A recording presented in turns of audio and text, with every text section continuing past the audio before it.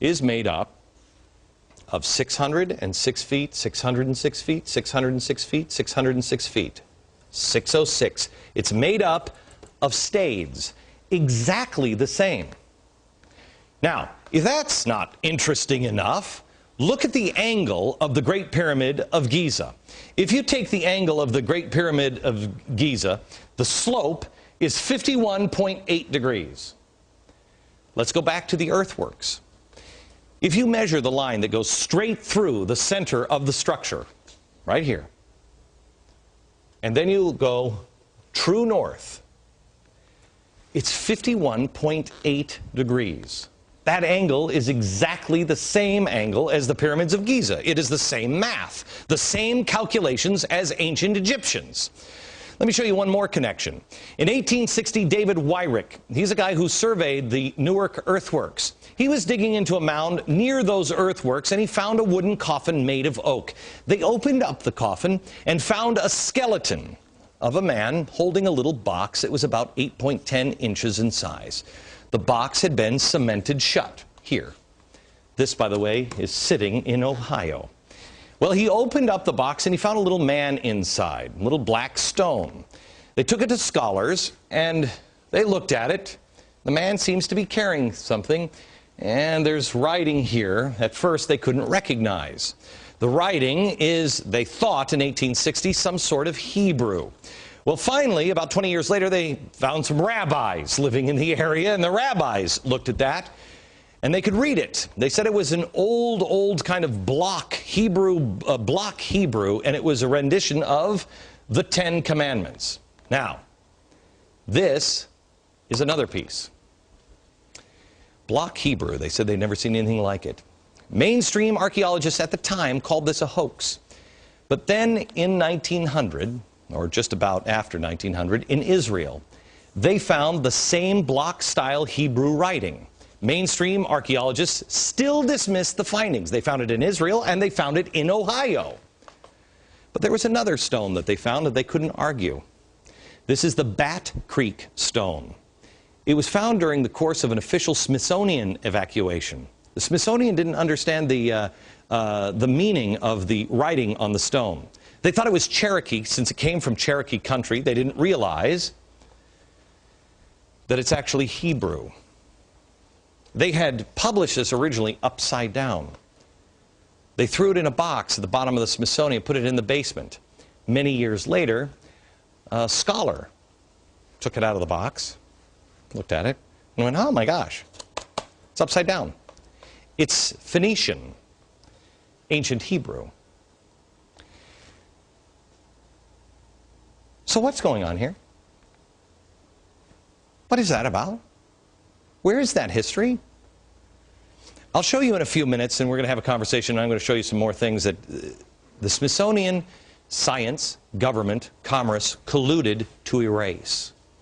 By the way, I want to thank the directors of the documentary Lost Civilizations of North America for bringing these stories to my attention. I was blown away. To find more, visit the website lostcivilizationdvd.com. Here's the thing we should be asking ourselves. I don't know the story of these. Do you know that? Did you know that?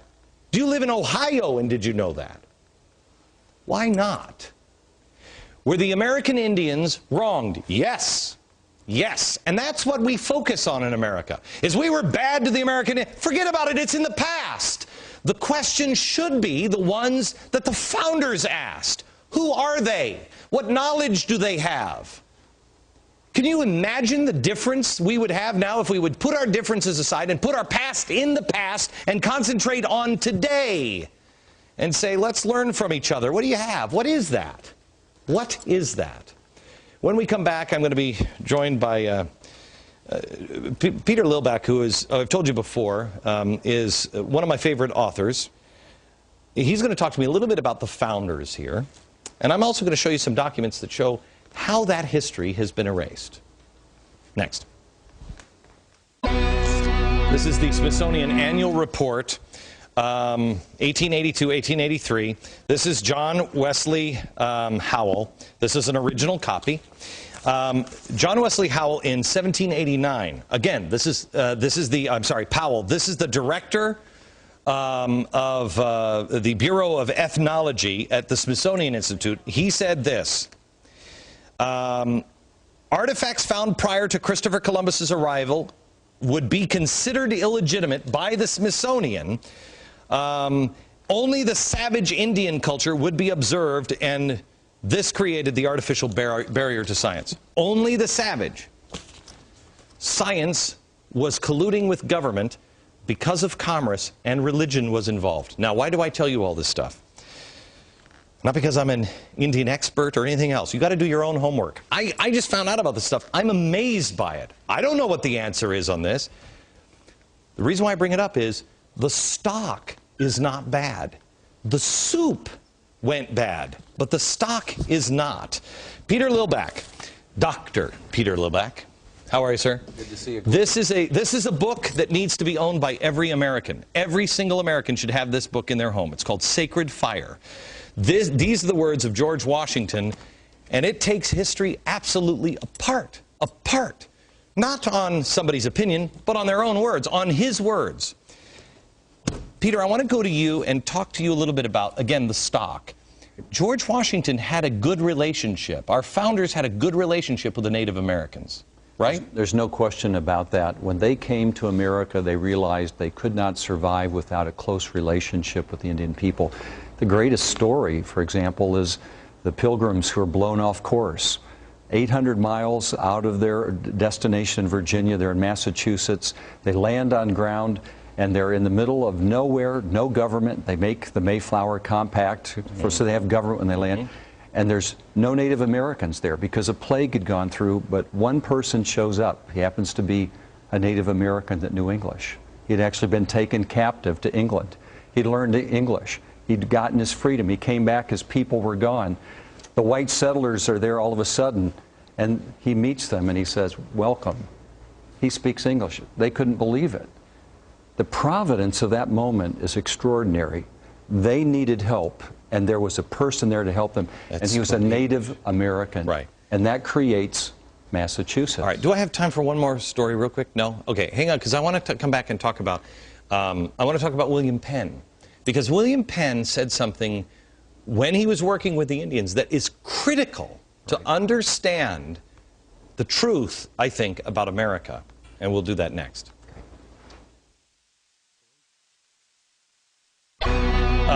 The history that has been erased in our nation, and in particular with the Native Americans, happened because it didn't fit the story they created, Manifest Destiny. It only works when Indians were savages, and they had to have savages for commerce and government to expand. The ancient artifacts prove otherwise. Why aren't we looking into those? Peter Lilback is the president of Providence Forum and the author of George Washington's Sacred Fire. Okay, Peter. I think a great place for Americans to understand the truth about Americans and Native Americans and African Americans, all of it. It comes from William Penn. Tell the story. Great story. Philadelphia, the great founding city of the United States. That's where government began. It was founded by William Penn. He wanted a city without walls.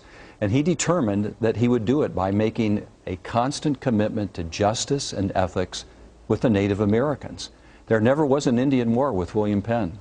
And there's a wonderful treaty that still exists that describes the commitment they made. And it says this: there are good people and bad people among all people. There are good and bad Indians. There are good and bad Christians. That's what he called them in Philadelphia. And he said, we must come together so that we will address these problems that will come with respect and by communication, affirming the good. That's where we need to be. There are good among us and bad among us. There are good Americans, bad Americans. There's good parts of America. There are bad parts of America in the American story. We've got to come together as the good people, stand together and guard against the bad so we can live in a country without walls. Peter, thank you very much. Back in a minute. Expand our own understanding of America, good, bad, and ugly, with the Civil Rights Movement tomorrow and Friday. And then we'll see you down at the mall in Washington, D.C. on 8/28. Don't miss it. History in the making from New York. Good night, America.